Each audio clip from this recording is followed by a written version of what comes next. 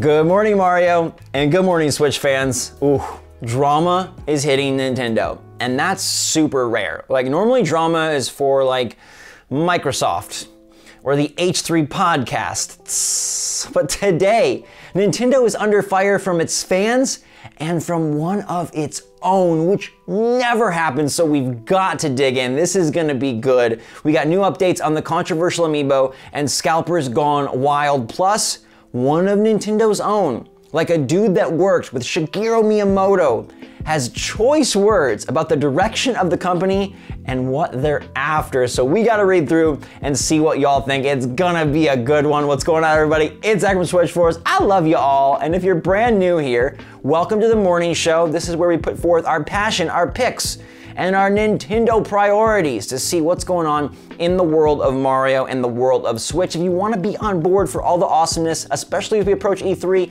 definitely subscribe, smash that like button, and let me know your take in the comments. I love to have the conversation with everybody, and we are gonna get right into it because this Amiibo is getting wild. But before we do, I've got something super awesome to share with you about the show. This is a very proud moment for GMM, because Good Morning Mario has its first ever official sponsor. I'm so excited to tell you that GMM is now sponsored by Lexar and their fantastic play cards. This is the best memory card in the business. Switch game file sizes continue to climb, more and more awesome titles come out, and you're gonna need the space. And I used to have to use 2 memory cards, but now that Lexar Play Card came out with a 1 terabyte version, boom. 1 card, all my games, it's beautiful. Now they do have smaller sizes all the way down to 128 gigs, which is still going to support your collection. So make sure to click the link in the description down below. I love these guys, they're genuinely great. They genuinely care about gaming. They're genuinely awesome people. So check them out, and they really love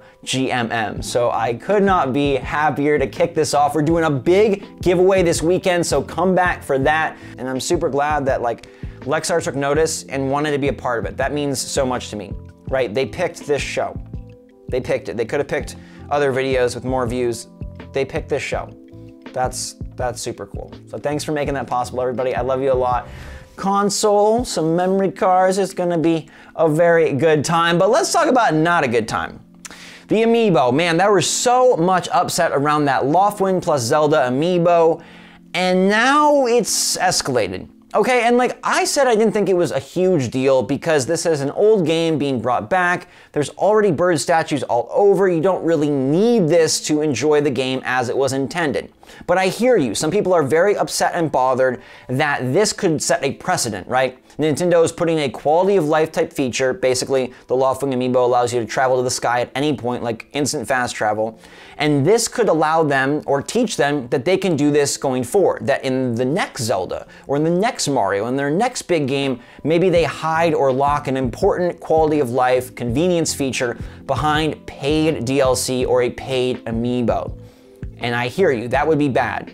Now I will say I think this is a bit different because this is an older game that already had an established system, and I don't think Nintendo is going to utilize this Loftwing as the way they utilize all Amiibo going forward. Because a game made in 2021 or 2022 probably already has a nice fast travel system built in, like many games, and it would be very awkward for them to then lock that feature behind. But Skyward Sword already has an established travel system, and so this, I think, was Nintendo trying to be like, hey, what do we do with the Amiibo? We'll make the game a little bit quicker, a little bit faster, and it would be great if that was incorporated into the main title, but I don't think it is a cartridge killer like some people do.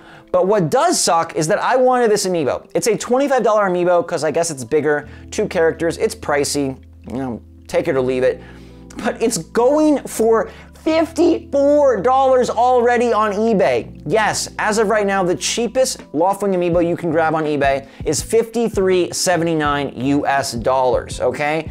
The pre-order's sold out, and that is expensive. So if you are valuing this feature, if you do really want to hit up Skyloft whenever you can, I understand that this sucks.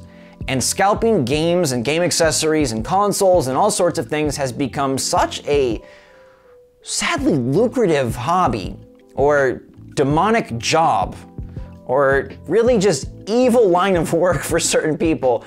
And yeah, I guess this is not great. My advice to you would be twofold. One, with recent Amiibo, they have seemed like they sold out early, but then they kind of come back, and around launch, it's a lot easier to get, so be patient. I would not pay $53.79 for the freaking bird from Skyward Sword.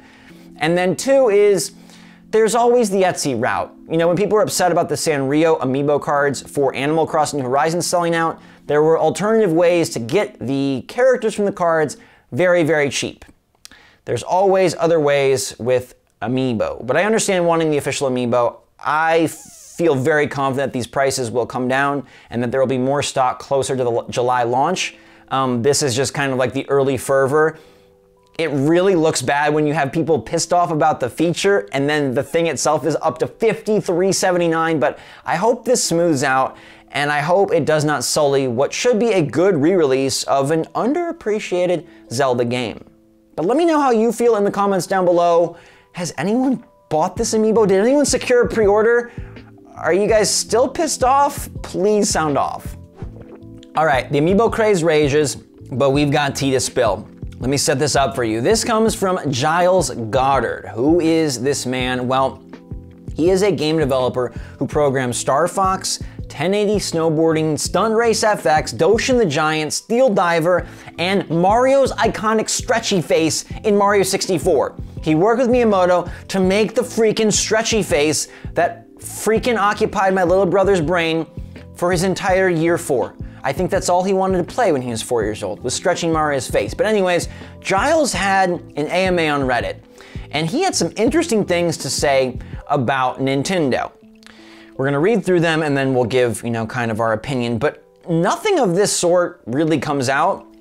So it's very interesting to hear someone who has met Miyamoto, who has interacted with Iwata, who has worked with Nintendo, give their take on the current state of things. He was asked about the company post Iwata, how he thinks they're handling things and how he thinks the new regime is running the ship. And he said that it has deeply, the loss of Iwata, it has deeply affected Nintendo in my opinion, yes. It's now basically run by the shareholders. Without wanting to diss Nintendo, I think their primary focus nowadays is money, which I find quite sad to be honest. I know internally they haven't changed and still want to make the best games, but the company's goals have changed. Now, that is heavy to me.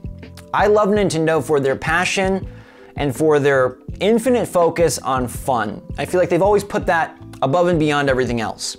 And you could instantly dismiss Goddard's comments as, oh, he's from the old era and he just doesn't like the new stuff. But this is someone that worked hand in hand with Nintendo's Mount Rushmore, so I want to take what he says and examine it. He's basically saying that now he feels like it's the business side that guides the ship, even though the developers themselves are still very, very spunky, very much alive, and very much wanting to make the best games. But the decisions and the goals of the company are much more monetarily focused. Now, this isn't inherently a bad thing because voila, the Nintendo Switch is freaking successful as heck. That thing is just an unstoppable ball rolling down the hill and smashing Indiana Jones 1, 2, 3, 4, and 5 with Shia LaBeouf. But you never really want your entire company that was founded on fun to be now directed by dollars. And I guess you could look and say, look at all the re-releases, look at all the ports, look at the Amiibo, and maybe you make some connections and say Nintendo has been operating a bit more money hungry or a bit more money focused. And again, it's very hard to criticize a company for wanting to make the most out of their business. We see it across the board. It's why so many free-to-play games and microtransactions and games as service titles, why they're all the rage, because they make the bank and it's the best output to input, right? Spending to profit margin. It's business 101. You go to college, you learn it, you sign the degree, and boom, you work as an executive. But for a industry, and especially for a company like Nintendo, that I feel is like the Disney of gaming, in the sense that they have so many amazing nostalgic memories, you don't want to believe that the reason a certain character is coming back or not coming back, why a certain game is released as a 2D title or a 3D title, why a franchise is just getting re-releases instead of new entries, you don't want to believe that that's all based on how much profit they can pull. Like it starts to make you think like, okay, I love F-Zero. We're not getting one, not because maybe they don't want to make it or don't think they have a good idea, but because it won't make money. And we're getting a ton of ports. And is that to fill out the Switch lineup, or is that just to fill out the pockets? I'm sure it's a little bit of both. And again, this is one dude. Nintendo is normally a very tight-lipped company and we don't get a lot of details, but I found this very interesting that somebody would say, hey, since Iwata, who was kind of like, I don't know, to me, Miyamoto is obviously like the big dude, right? He is legendary, but Iwata was like, he was such a rare breed. The dude freaking cut his own salary because the Wii wasn't doing well, and he just loved games, he loved Nintendo, and it doesn't shock me that some things have shifted since then. It doesn't shock me that they've made moves to better their business. And thus far, I think Nintendo has done a good job of balancing business and fun. Like the Switch is super successful, but we still have Breath of the Wild, Mario Odyssey, all these great games. And it doesn't seem like that's gonna stop anytime soon.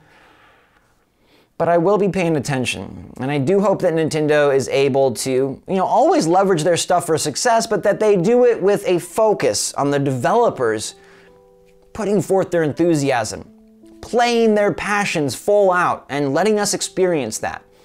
I hope that the money-hungry nature of the games industry doesn't swallow the soul of Nintendo. And it was very interesting to see what Mr. Goddard, what he thought and what he thinks and how he feels things are going. There's times where I feel like that a bit, like why aren't they doing this super cool thing they could do? Why don't they focus here instead of there? And it's like, maybe it's sales related, but it's E3 time, that all could change. I really feel like we're about to get a big show, and so my hope is still super high up. I almost forgot, well I did forget, that's how you know it's early or is it late. The poll! Today's poll is about the couch, even though I'm always in a chair. I really should get a couch. Let's make a mental note, get a couch for GMM. Anyways, I asked you guys, do you prefer couch co-op or online multiplayer? And you surprised me. Sometimes you guys have a cool way of doing this. I thought more people would say online, just because online multiplayer seems to be the hot ticket, but 66% of you picked couch co-op right there with me. There's just something so sweet about beating your brother right next to him, or playing Overcooked co-op with your girl right next to you. It's just a super great time sharing those moments and memories with your family and friends in person. And it's cool to work together when you can laugh and see and share and help in the same room. But online's great too, and luckily games seem to have both on Switch, but it's fun to know that you guys are kind of more OG like me and really enjoy playing games together with people, like right there next to you. That's pretty cool.